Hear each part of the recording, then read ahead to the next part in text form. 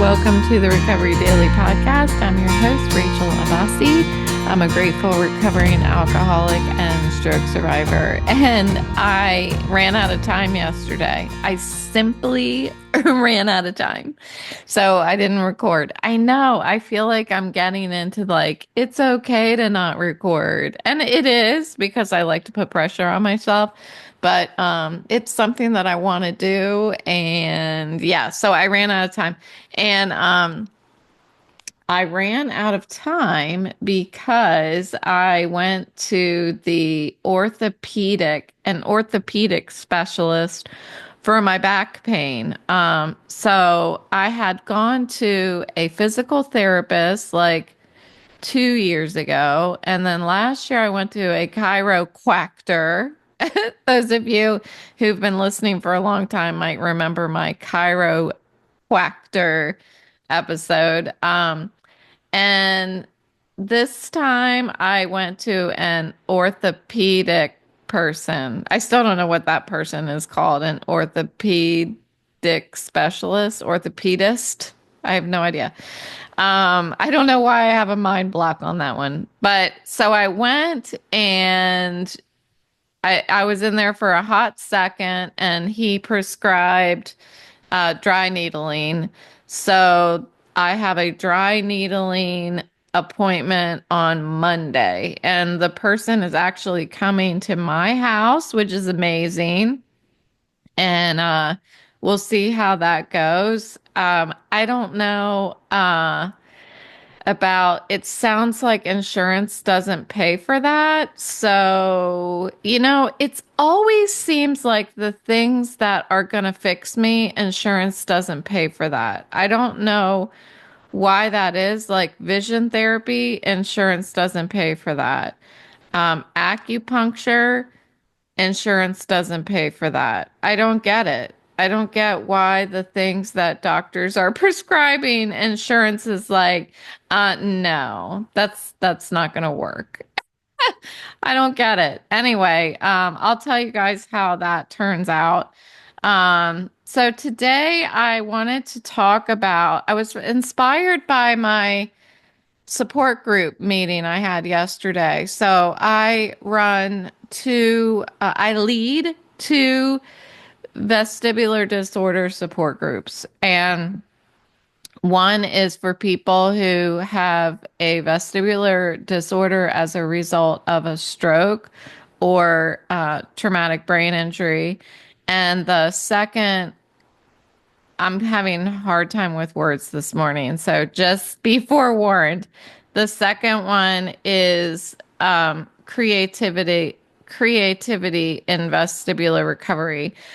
So last month, I had one person show up, and she showed up 15 minutes late for the creativity and vestibular recovery. And I ended up having a lovely time. I had just been sitting in the meeting waiting for somebody to show up. I was like, we'll see if anybody shows up. Great. If they don't, I used that time to paint. So I was just painting while I was hanging out in the meeting, and somebody showed up 15 minutes late, and we had a really lovely time talking. This time I had 3 people show up, including the one that showed up last month. So that was awesome. And we talked, it seems like we're talking more about symptoms and that kind of thing, which I think is great. It's kind of like a cross between talking about what symptoms we have and what triggers us, and finding solutions for being creative and joyful, like finding things that bring us joy despite the symptoms. So it's really working so far. I have a tendency to just want to radiate positivity. I used to try to do that at work. And so in these meetings, I want people to show up and feel like, you know what? This just gave me good vibes. That's what I want. That's what I want my podcast to do. I want it to just give good vibes, because we have a lot, there's enough going on in our lives and in the world that we can at least have a safe place where we feel protected and we feel like we're just absorbing good vibes. So, um, what I was inspired by in this conversation that we had yesterday in the support group was I was asking, so what do you do in your free time? A lot of us are medically retired, meaning we had to leave our jobs because of our disability. And I asked, what do you do? What have you found makes you happy? Because that has been my biggest challenge. And creativity has been coincidentally, using my imagination, which was a topic that came to mind in my morning meeting this morning. It's kind of beside the point, but I was just finding, wow, I was thinking about imagination this morning too. So, creativity and using my imagination has saved my mental health, has absolutely saved my mental health. And so that's why I wanted to start the support group. But it's also what keeps me from feeling like I'm just doing mundane, ordinary things all day long. I told them in the meeting yesterday, I was like, everything that I do now, my whole day, it's filled with stuff I just made up. It's a life that I have really architected right now. I'm in this relatable, like we're all in these relatable scenarios where we have our hectic morning routine, we have a boring commute, or we're working on something repetitive at work. Like I used to be there. I was in that 100% when I was working, and all of that can feel so mundane and lack meaning. And that's why a little bit why I felt like when I left my job, like I felt very much like I was completely destroyed when I left my job. But as I have been living full time in recovery, I'm looking back in retrospect and I'm thinking, I did lack a lot of meaning. That's what I feel like. I was just doing things because that's what I had to do. So I always had this feeling of wanting more, like feeling that I need to, for me, it was I need to get promoted to the next level. I was always wanting like this next thing, a deeper experience, a more, I wanted more. And that is something that really resonates with alcoholics, like wanting more, always wanting more. One drink is never enough, always wanting more. One Skittle is never enough. And I live in that world where if I won't even let myself have a donut because one donut will not be enough. And I love glazed donuts. So I don't eat glazed donuts. Isn't that weird? Anyway, I was thinking in the sense of recovery and vestibular recovery, stroke recovery, that we can very much get into that same kind of feeling like we're lacking meaning in our lives. We're just doing these like everyday activities that don't give us anything. They don't fulfill anything.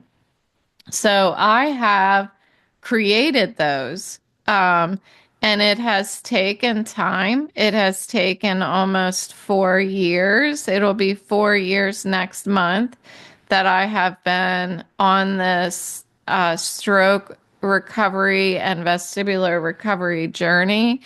And it's, and I am so grateful that I have had my husband that encourages me to try. Just keep trying things until you run across things that you love. And I have been doing that. It's taken a lot of time, but I have gotten to the point where with a little imagination and a little bit of free falling into what's going to stick or what's going to catch me, I have found things that I love to do. I have also found things that give me um a break, like a sense of rest and relaxation, serenity, I guess. It breaks up the monotony because if you imagine like I I was going from working like 8 to 10 hours a day. It was never 8 hours, let's be honest. It was 10 hours. Um, Working like a 10-hour day and never focusing on anything but work. Really. I was focused on my puppies, which I'm still focused on them, and I have a lot more time to train them. Side note, I watched an amazing video um, that, yes, I watched it for like 5 minutes. I watched an amazing video on how to get your dog to stop pulling. And I have not had any suggestions for dogs not pulling that have been as effective as this one that I tried out yesterday. Um, so if you're interested in what video that was, I can send it to you, but it would like Autumn was like, oh, not only am I not going to pull, I'm going to walk a little bit behind you. So I always know what you're doing, lady, so that I know that you're not doing anything unexpected. So anyway, that's a side note. So, um, I can get into this feeling of wanting more, of doing like mundane. I'm making dinner every night. I never imagined and never wanted to be that person. This is just me. I'm not judging other people, but I never wanted to be that person who just goes to work and then comes home and makes dinner. I don't like doing, I never liked making dinner. I don't know. I like on a Sunday, especially when I was drinking, I used to love on a Sunday, my mom would come over and we'd have some wine and I would make a more like extravagant dinner. Well, today I incorporated a little bit of an imagination, and my husband supported with me with buying cookbooks from all over the world. And now I get to do that and I enjoy it because I added like this I guess I unlocked this hidden treasure in making dinner, and it's more engaging. It's like him and I say that we're traveling the world culinarily, and it gives us a real sense of escape just during that time when we're eating. It's just him and I. And we talk about the food and we talk about the region that the food came from and why this works. Why did they choose these ingredients? Well, because those are the ingredients that are available to that country. And it's been lovely. It really has. It's been lovely. And that just required a little bit of imagination. So um, I I can cultivate that excitement in my life by using my imagination. Um, Finding ways to engage more senses during a routine task like making dinner. Um, I I do spend a lot of time now when I'm making dinner, and this has helped me to start learning how to combine different foods better. I never was good at that.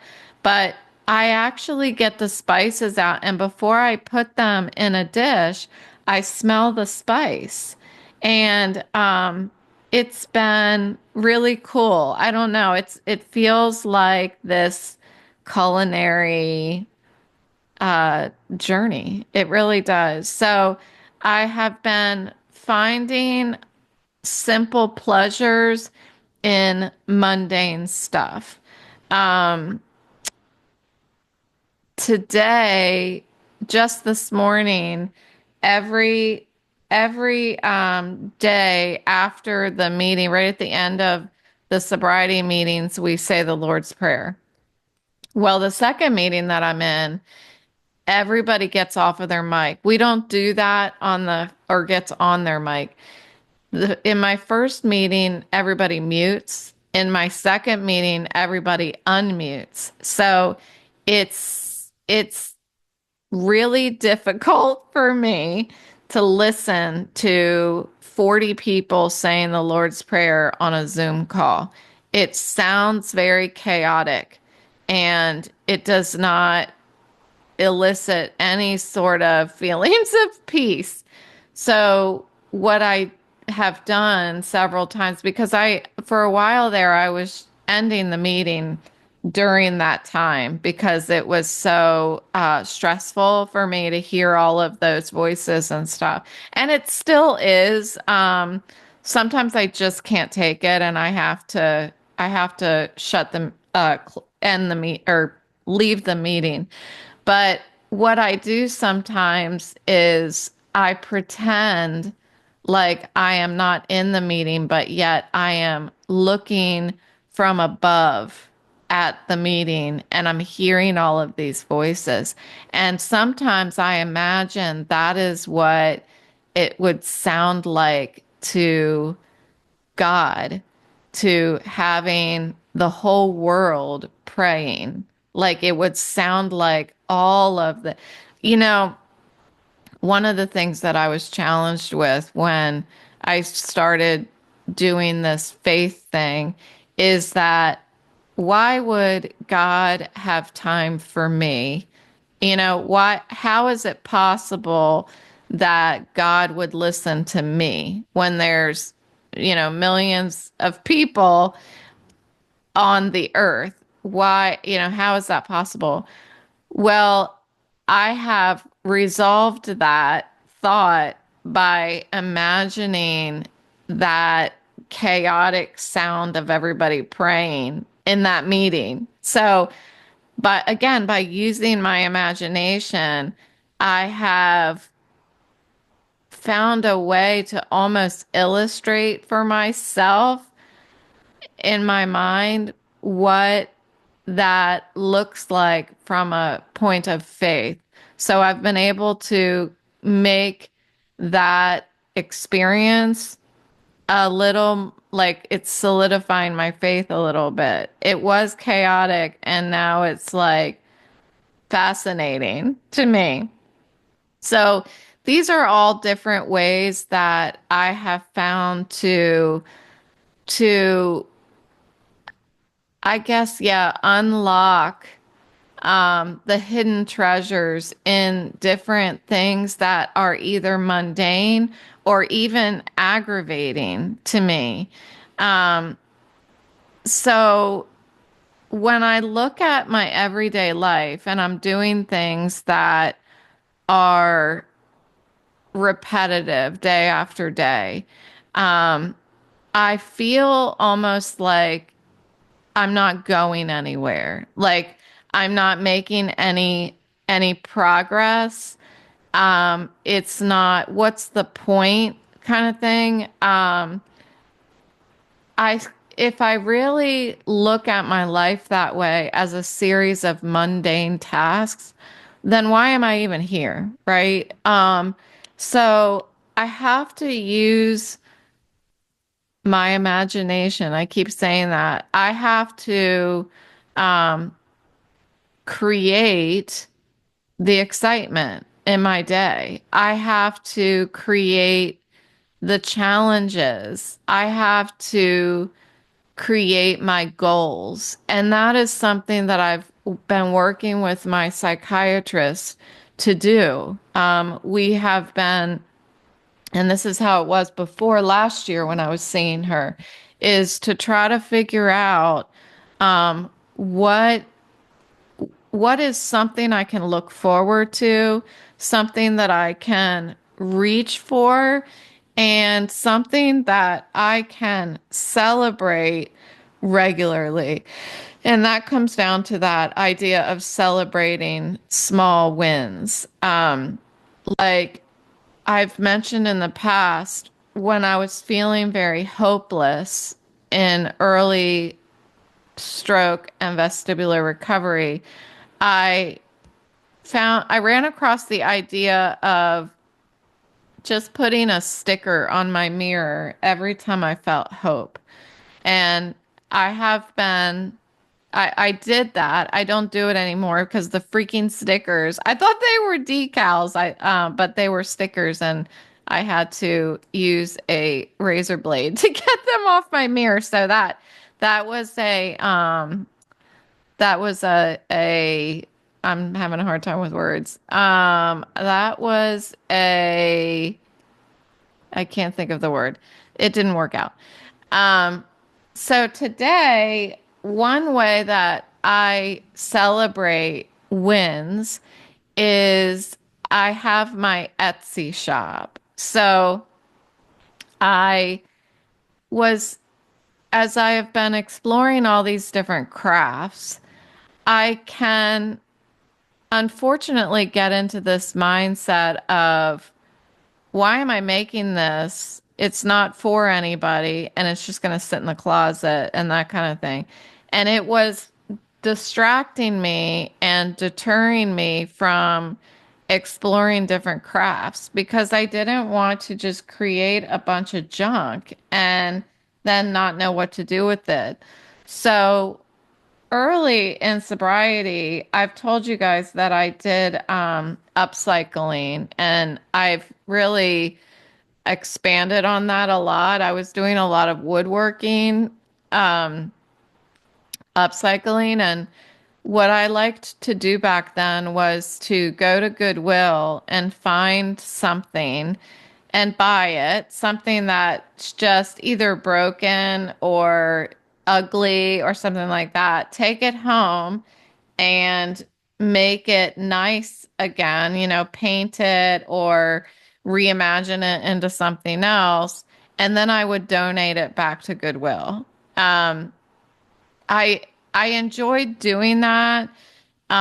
It felt almost like I was giving back a little bit, um, until I felt kind of like when I donate something to Goodwill, it's being thrown not carefully into this big box of things, and who knows where it's being shipped to and all kinds of stuff. So I stopped being inspired to do that because of the way that the stuff was treated once you donate it. But it was really a cool idea, I thought. So what I like to do now is make things and then put them on Etsy. And no, I've never sold a single thing on Etsy, not a single thing. Um, but I'm not discouraged by that because I also am looking forward to having a being in a craft show. So whatever doesn't happen on Etsy, I'm still going to be collecting all of these things and selling them in a craft show. And if time goes by and I start holding on to too much inventory, then I'll donate it. I'll just donate it to probably not Goodwill, but I'll donate it to, a women's shelter or something like that. Something that supports recovery. So it's a way of these ideas are a way to transform these hobbies into even something greater. something where it feels like I'm giving back. I feel like I need that. I need to be giving back or contributing to something greater, a greater good. So again, I've had to cultivate that. It's not something that I think is easy, especially when you're dealing with, as you have chronic pain, um, you're dealing with, my mind is getting ready to go blank. Uh, it's hard to cultivate those kind of ideas when you're dealing with chronic pain and you feel unmotivated and discouraged. But when when you sit down and maybe like I actually take time and sit down and write out plans because that's the type of person I am. And I come up with ideas. And then once I've done really just thinking about that, I'm running out of the ability to think of words, so I'm gonna end the podcast episode.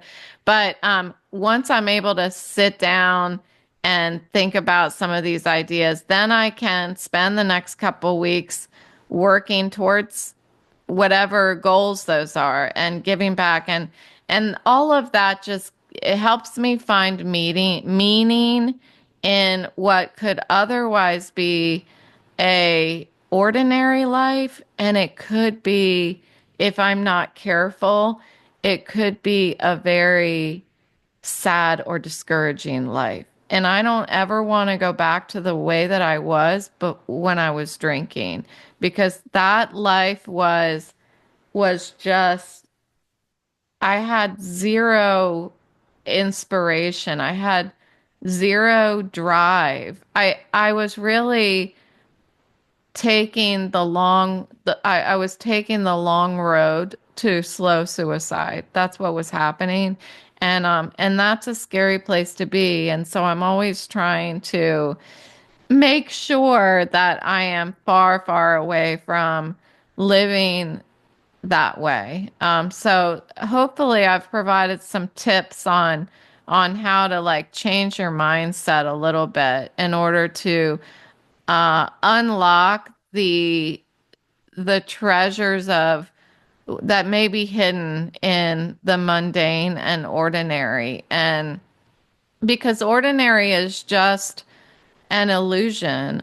Ordinary and mundane is a concept that we create in our minds. It's not reality. It's all about mindset. It's all about how I approach my day, how I approach my activities. So that's all I've got for you today. Thanks so much for showing up for me and for yourself, and I will talk to you tomorrow.